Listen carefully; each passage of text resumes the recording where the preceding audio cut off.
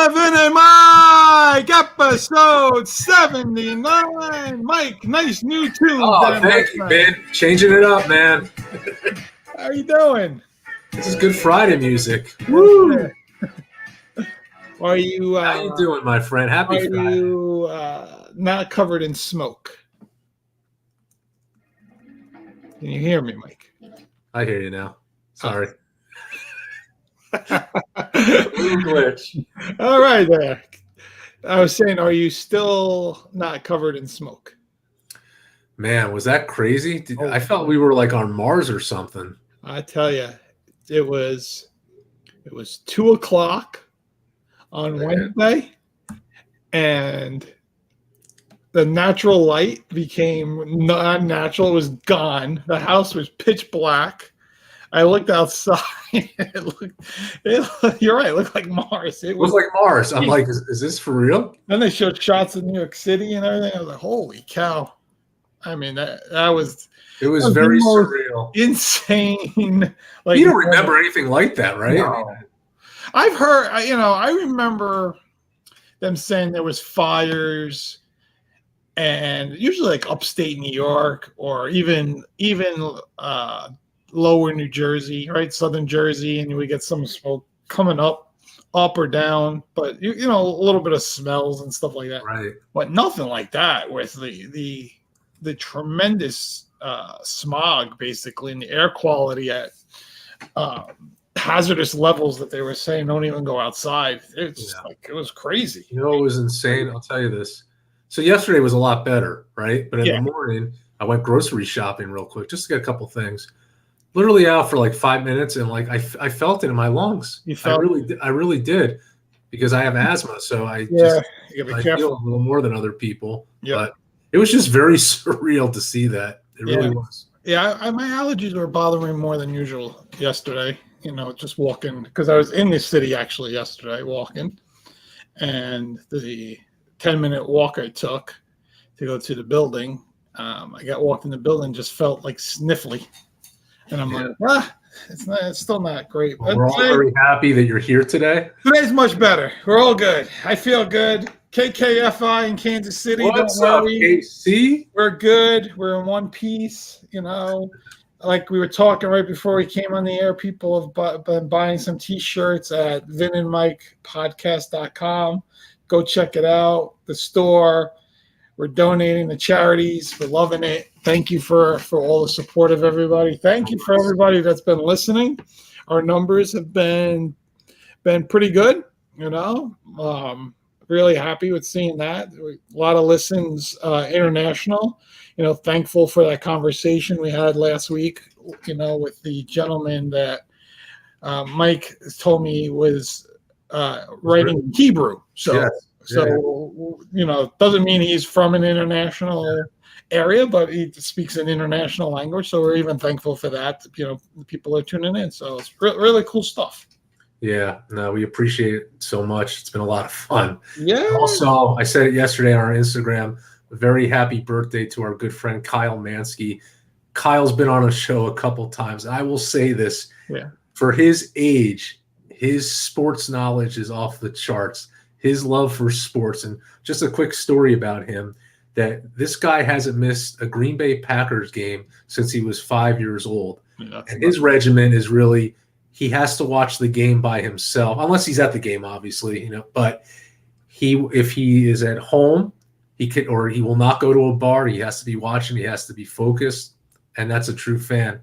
If you need sports knowledge about Green Bay, Packers, Milwaukee Bucks, or the Brewers, you call that guy. He's unbelievable. Yeah, we had some really good conversations with him last year about the Packers and Rodgers. And I think as we get closer to the season and Aaron Rodgers starts heating up here in good old Jets land, we'll bring Kyle on and get some more insight from him. And it's, we know we have a bunch of Packer fans that listen as well to the show, and we'll dive into Jordan Love as that comes on. Football is basically 2 months away, Mike.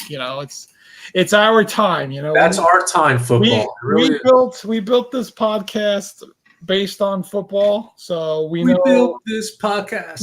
We did. Good song.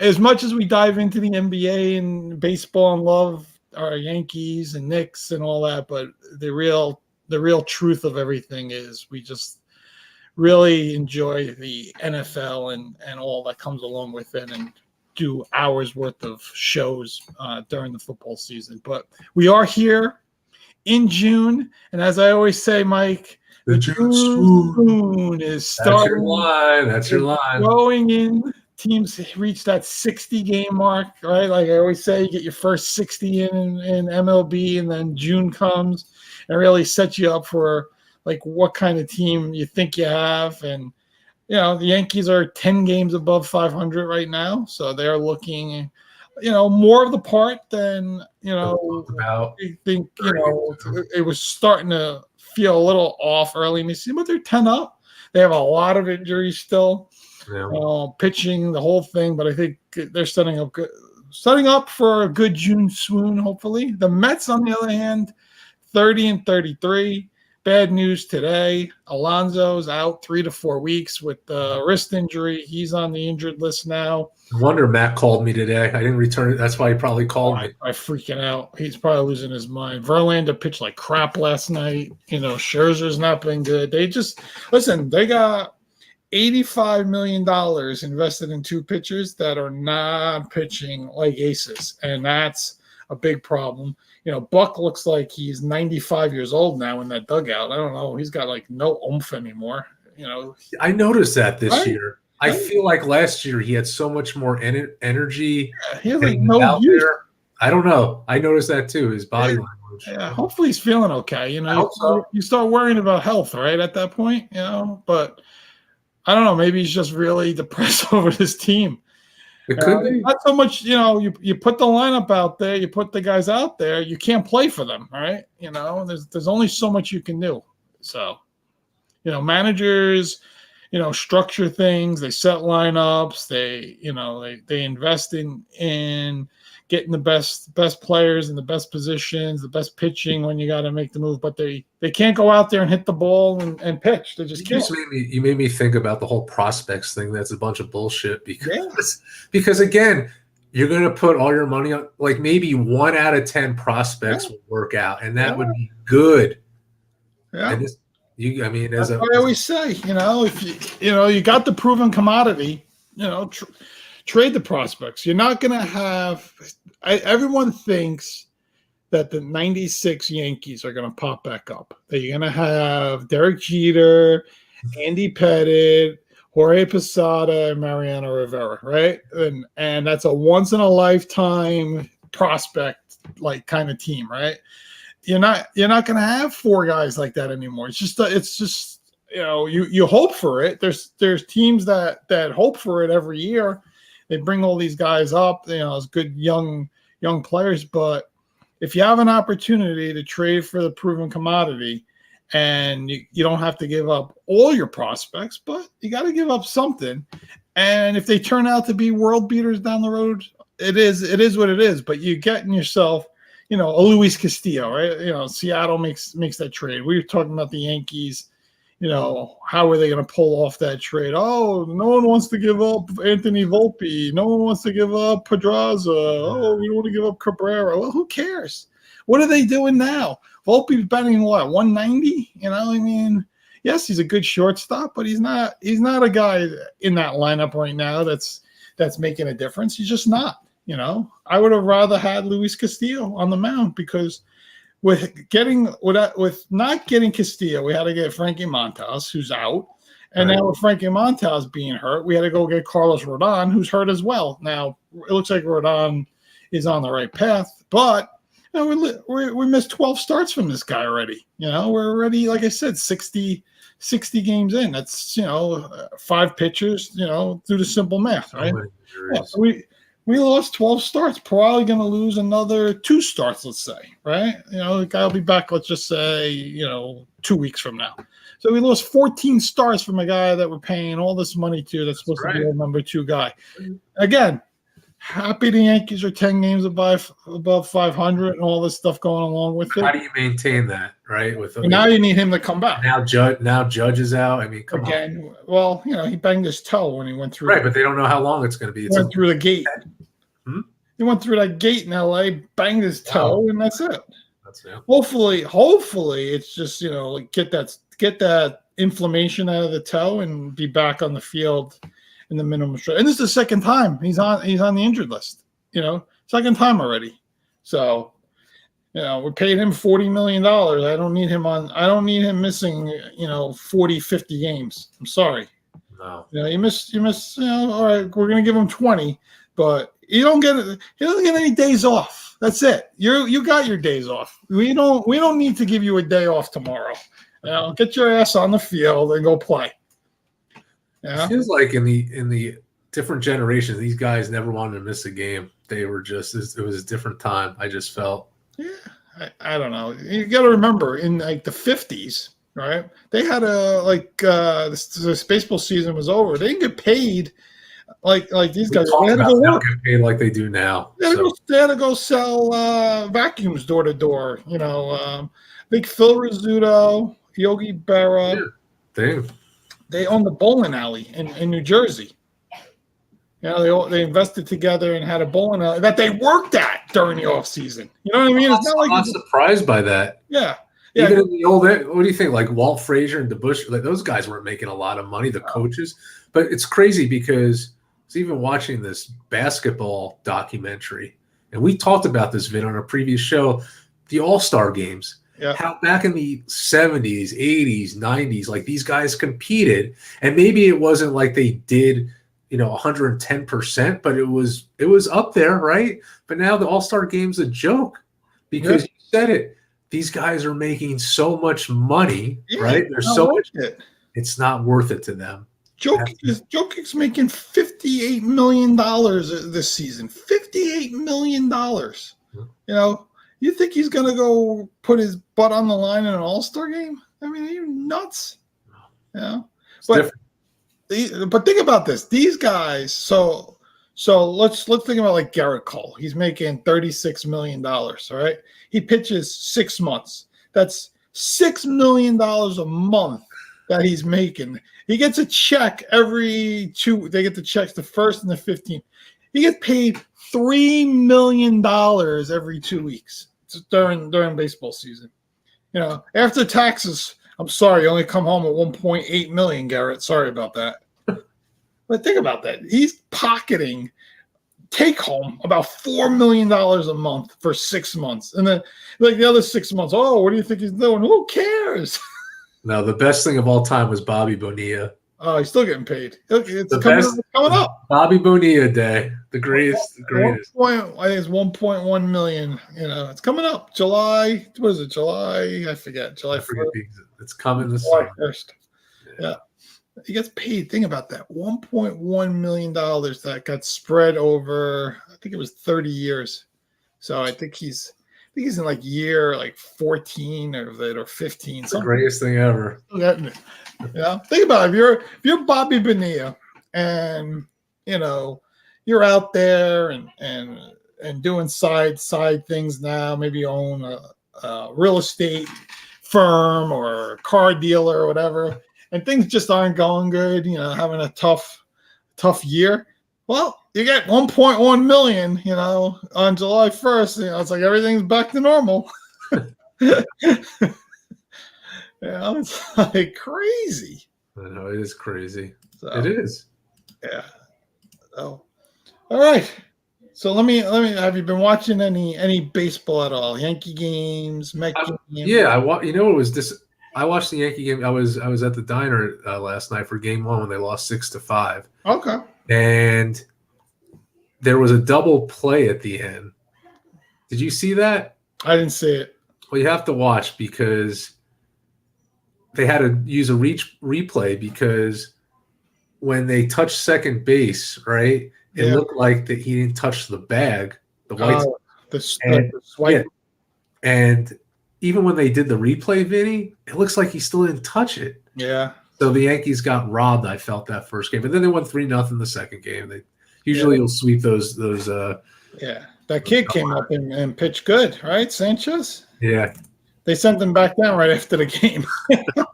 in and out, right? It's like 5 innings. You gave up no runs. Did great. Love you. You know, all right, back to Scranton.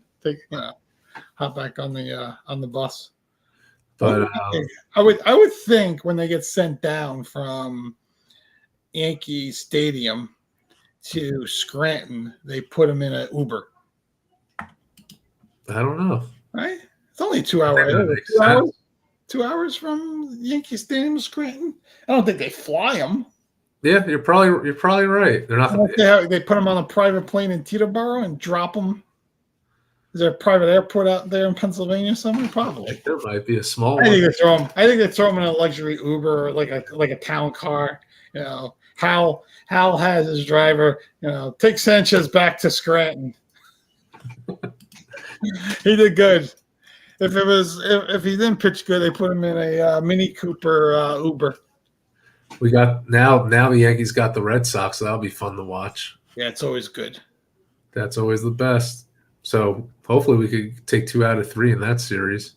Always this time of year reminds me of Righetti's no-hitter, July 4th, 1983. I was a young child watching Spaghetti Righetti, as they called him, strike out Wade Boggs to pitch a no-hitter on the 4th of July. I think it was like 95 degrees that day too.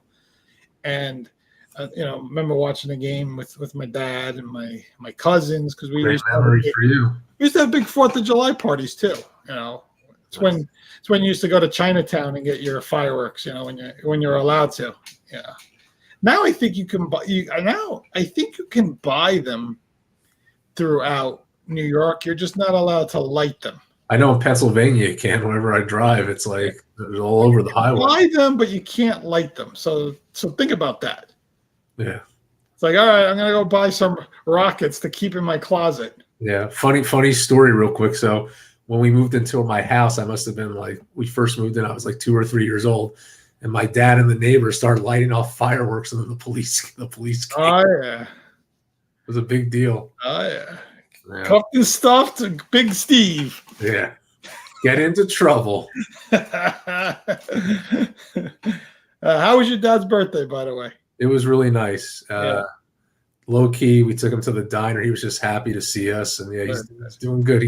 He loved when he was on the podcast. He still talks. We gotta get him on again. We'll get him on again. Horse racing, we'll get him on for football because he does all of his picks. So I think it'd be nice to get him on. Maybe give us some pre picks. You know, like who's gonna win the division, who he thinks gonna win the Super Bowl. We'll look at the odds. I liked when we did our pick show. He'll come on one of those when we get he had some good busy season. Yeah, I like to hear who he's got on the Belmont tomorrow. You know, I'll let you know. I'll text you. You got to put it on the social media so everyone sees it. I will. All right, Jokic tonight. You think what do you like? You like him? What do you have? 31, 21, 10. Him and Murray both had triple doubles. That was the first time, Vinny. He's the first guy in NBA history in the finals to have a 30, 20, 10 game. It's unbelievable. You know, Mark Jackson and Jeff Van Gundy, talk about him during the finals like he is, an all-time great. Like they are putting him up there in some rare air. They think he could have competed against, Kareem and Wilt and Patrick and Shaq. They talk about all those guys, and they feel he could play in any era and be as good as he is in any era. And I think it was Spoelstra said he's Larry Bird and Kevin McHale together. Combined. That's what he said. Yeah. Like Spoelstra says there's nothing we can do. He's just that good. He goes, we'll try to contain him, but there's really nothing we can do. But what's going to be interesting, Vin? You look at him, you look at Giannis, when their careers end, where are they going to be ranked, right? With these great players like, Yeah. the Magics and Kareems and the Birds, where are they going to fit into that? You got to win championships in sports. I know they talk about, great players don't have to win championships, and I get that. There's a lot of great players. Patrick was one of them. Yeah, there's a bunch of guys. Barkley, right? We can go down the list of guys, right?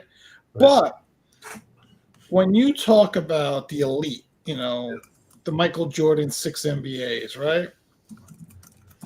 The Kareems, LeBron, Magic, Bird, they've all won multiple championships. And in order for you to get to that level, you're going to have to win. You have to win.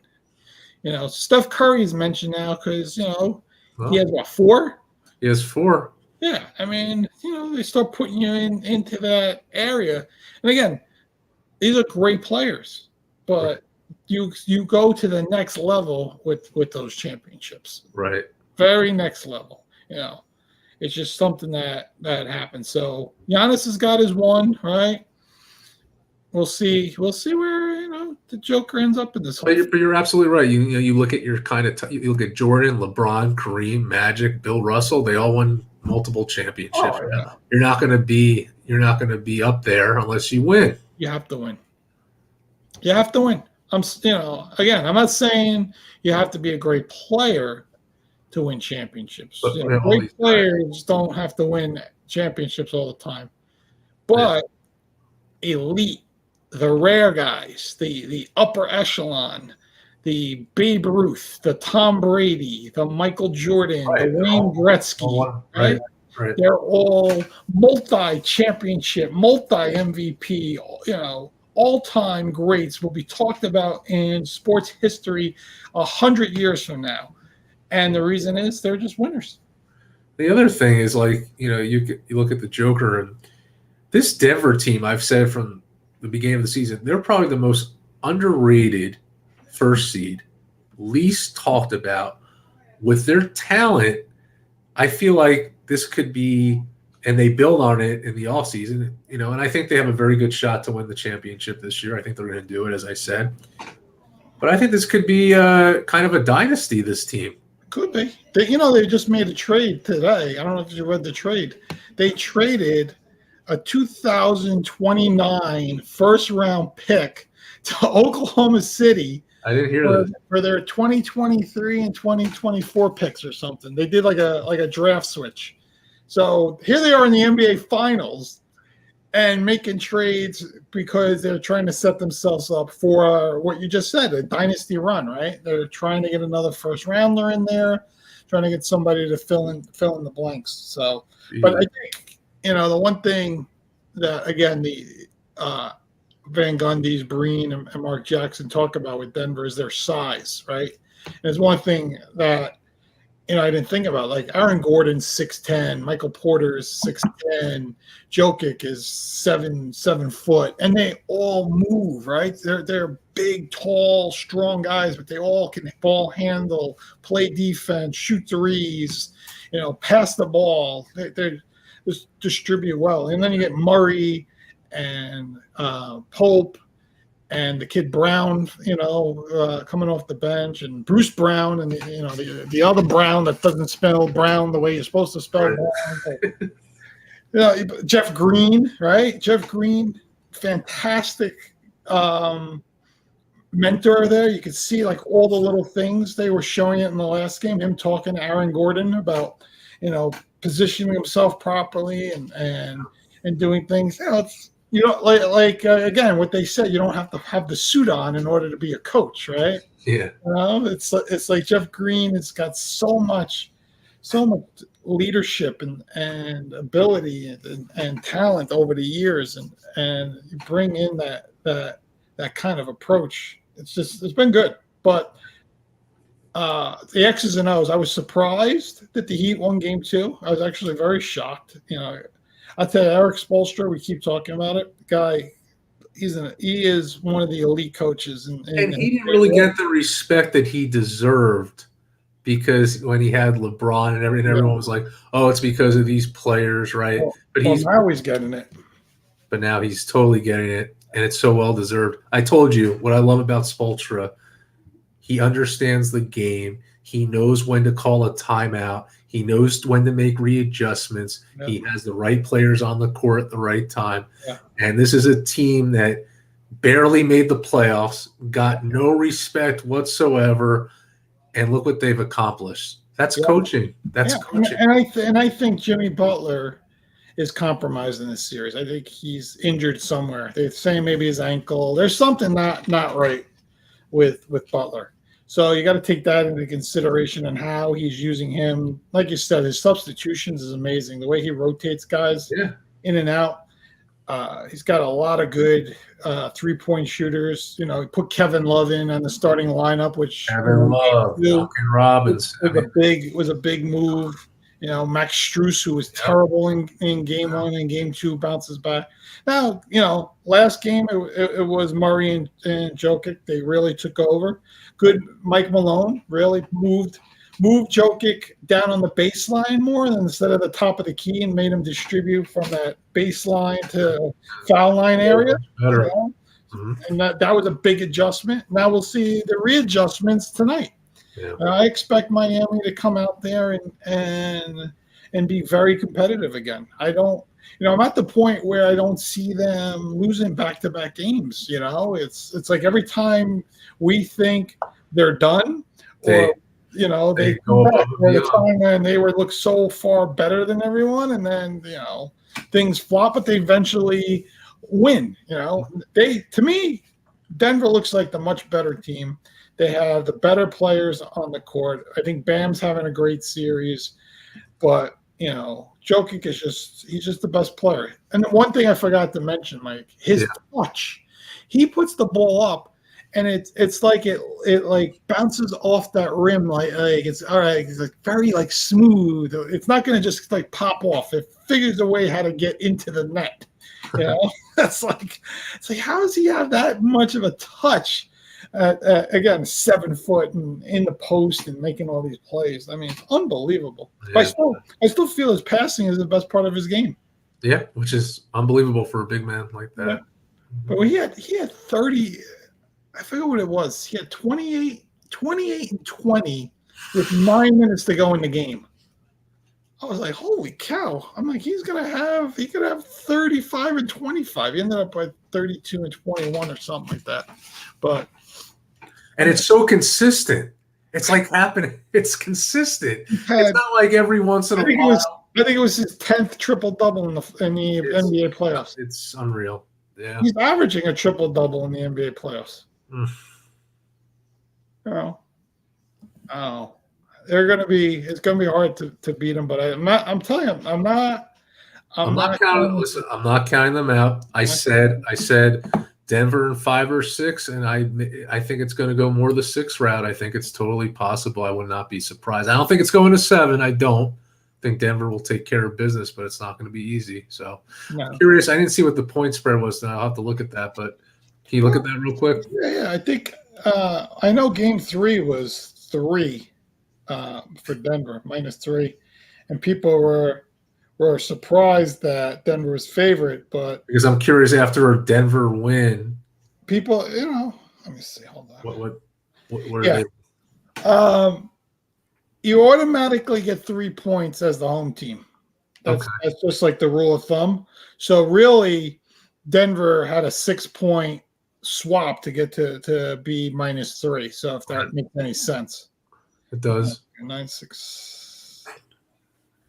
I have to put in my security code here. You know, you got triple authentication now with everything. You know, you got to.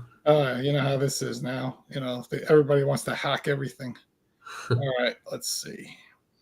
NBA. Where are we? It's 3 again. Same. -3. Over under 211.5. It's an interesting half in there on a NBA game. Yeah. 211.5. The half. You know, it makes you think, you know, is it going to be 212 or is it going to be 211 now, right? Like, I know, right? Like, what do they know that we don't know? What was the final score of the last game? Let me see here. By the way, you watching any tennis? I have not. Why not? What's wrong with you? I know. In You bed. watch Djokovic. You know, the other Joker. The other Joker. The other guy. That guy's unbelievable too. 109.94. That's what? 203? That's Yes. all that is, right? Yep.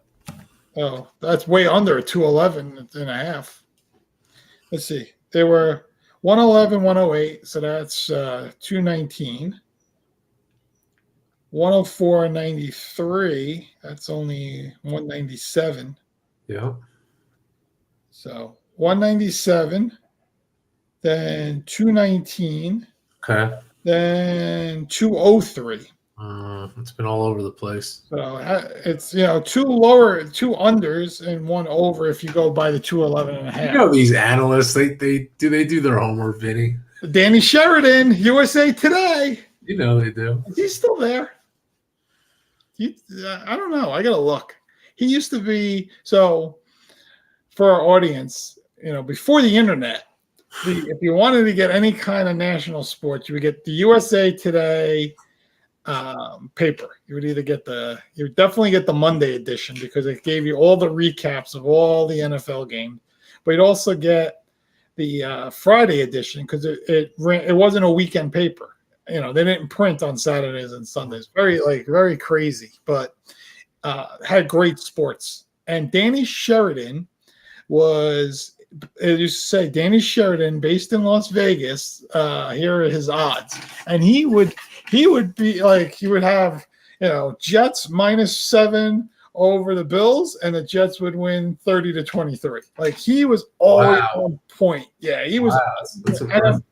I gotta see. I'm gonna look it up. After the show, if Danny Sheridan is still around. And if he is still around, I'm going to reach out to him and say, Danny, Mike wants you on. We'd love to have you on. Yeah. We're working on some guests, by the way, for people. Just I know people like our guests. Our last special guest was good old Joy there, Joy Taylor. So if anyone didn't listen to that episode 71. I think That was a special episode. That was a lot of fun. She, a lot of stuff that's going on now. We talked with her then, so it's always interesting to listen back on things, right? Like how she talked about, is Aaron Rodgers going to be Tom Brady, Matt Stafford, or is Aaron Rodgers going to be Russell Wilson? Yeah. Russell Wilson's tackle, Bowles, came out and said, Don't count out my quarterback. We had a tough year last year, and I think a lot of it had to do with that. Russell had a tough time with Nathaniel Hackett's offense.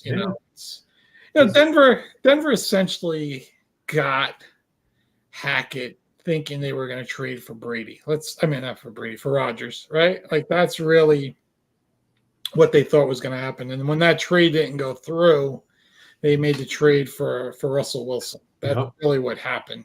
And it just didn't work out. Like the offensive fall, it just, didn't click. Now Sean Payton goes in there, who we know is the quarterback guru, made Drew Brees into this Hall of Fame superstar, MVP, Super Bowl winning quarterback. Not that Russell Wilson hasn't done any of that stuff himself, right? But legacy, right? We talk about it. Get to a second Super Bowl, win a second Super Bowl as a quarterback. It's a big thing. Not everyone's going to be Tom Brady. You're not going to win 7 Super Bowls, but and no one gets to 7 Super Bowls. Think about winning them. No one gets there. Listen, as a Jets fan, just give me one. That's right, Aaron. By the way, Aaron showed up at every single. He's in every event, every OTA. He was at every one. He didn't miss an OTA. He didn't miss a single concert. He didn't miss a single playoff game. He didn't miss a. He loves New York. He spent his entire off season here. He was out there in Florham Park throwing the ball around. Got himself a little calf injury even. So showing that he's really dedicated to taking his team to the next. Listen, it's good to see. He's got a 2-year. Listen, you got again, we know maximum 2-year window. It could only be a 1-year window. Could be this year. I know. Got to come out there and fly. That's it. There's no other choice. You got to come out and fly. You can't be like the Raiders and get Jimmy Garoppolo and go 1-16 this year. That's not going to happen. I'm glad you have so much high expectations for your team. Oh God, I can't even look at the roster. It just aggravates me. Yeah. You know, everything in the NFL. You look at these teams. This team has a great defense. This team has a great offense. This team has this. If you don't have a quarterback, you don't have a team. That's the bottom line. The two guys that were in the Super Bowl last year were the two best quarterbacks in the NFL last year, and that's why those teams were in the Super Bowl. On top of having great offensive line and defensive lines, but they had those guys. Jimmy Garoppolo is not at that level. The team is not built like the San Francisco 49ers. We're not going to win games. We're not going to win games, Mike. It's not going to happen.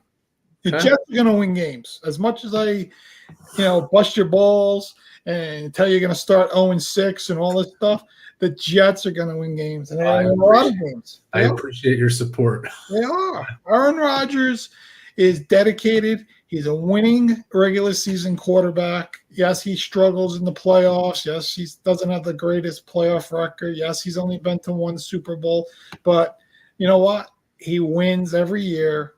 He's won a lot of games through the years. And this team has got a lot of players, young players on both sides of the ball, and they're going to be there. Vinny, yeah. I'm going to save this clip, this 30-second clip. That's all right. Put it out there. I'm going to put it out there on IG because that's the nicest thing you said about the Jets in a year and a half doing this show. Well, I'll speak the truth once in a while. Well, I appreciate it. So we don't know if that's a lie or the truth, once in a while. Oh man. Anything else you want to talk about? I know we've been chatting about a lot of stuff here. No, I think anything of interest. How about the Oklahoma softball team, the college softball team? Did you see these girls? Have you watched anything? I have not. I saw. No, I did see highlights. Go ahead, but I wanted to tell you about this team. I didn't watch, but go ahead. I saw highlights on ESPN. This team won the World Series. They were 61-1, Mike. They won their last 53 games in a row. They were 8-1 and won 53 in a row. They won 61-1. They won 3-1 last night. I think they won, what was it? 5-0 the first game. Jeez. Yeah. So they won 5-0 and 3-1. Won the World Series. They're the best team in the history of college softball. Right there. 61-1. That's incredible. Yeah. It's probably in comparison to the UConn women's basketball. Yeah.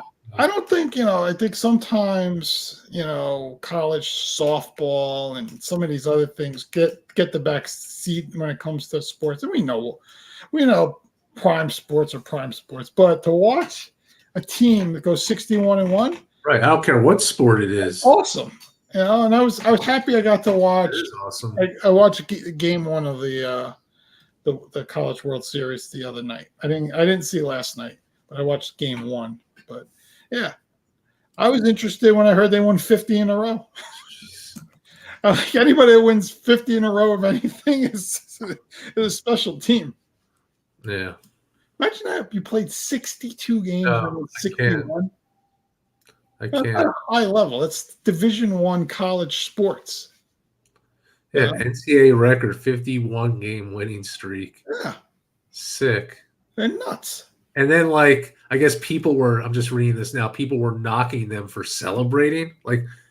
Yeah, I know. There's always a problem. When a team is so good and so much better than everybody, you're not supposed to you're not supposed to act that way. It's not fair to everyone else. Oh, shut up. You got your butts whooped. You know what? There's a better team. That's sports. Sports is about competitive nature. It's about It's about shit talking, man. That's what it's about. It's always been like that. Yeah. You think Shaquille O'Neal cried when Patrick Ewing used to bully him on the court? I don't think so. No. He went right back at him. Back at him. These guys now, this guy's talking bad to me on the court. Oh, no. They're celebrating too much. Shut up. We'll have to have you sit in the front row. I'll be like,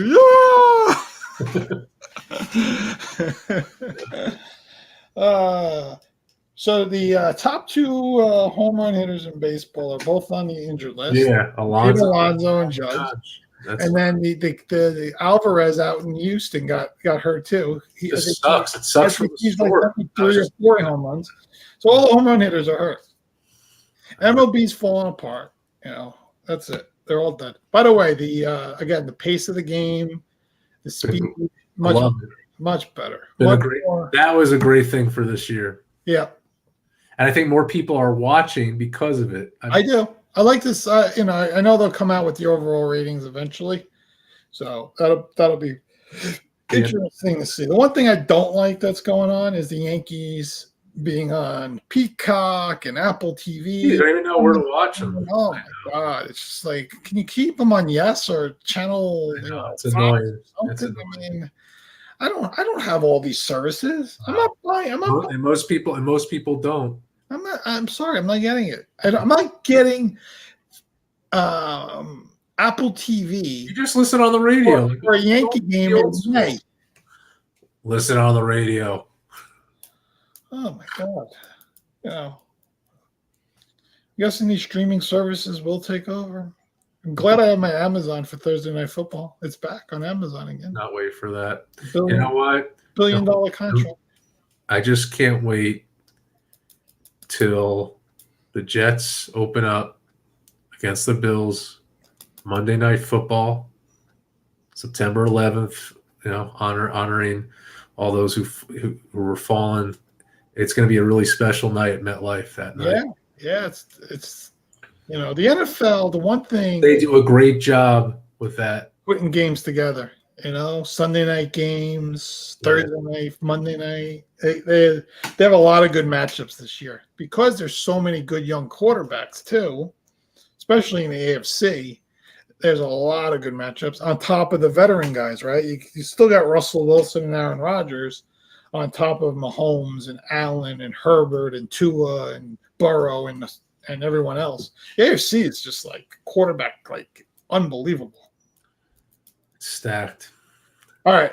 One last question. Sure. Because I always like to talk about the Dallas Cowboys and Dak Prescott.